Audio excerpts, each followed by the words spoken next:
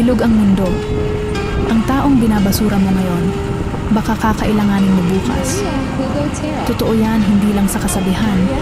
Yung taong minamaliit mo, ini-ignore mo, o tinatapon mo ngayon, pwedeng siya rin ang maging mahalaga sa'yo balang araw. Hindi natin hawak ang takbo ng panahon. Ang dating nasa baba, bukas siya na ang nasa taas. Kung paano ka makitungo sa tao ngayon, yun din ang aanihin mo sa tamang panahon. Hindi man agad, pero siguradong darating. Ang respeto, kabutihan at malasakit, hindi nasasayang. Parang binhiyan na tutubo kapag oras na. Sa huli, ang reputasyon mo bilang tao ang mananatili, hindi ang yaman, hindi ang status. Kaya mag-ingat sa pakikitungo. Hindi mo alam kung sino ang makakasalubong mo ulit sa hinaharap at kung anong papel nila sa buhay mo pagdating ng araw.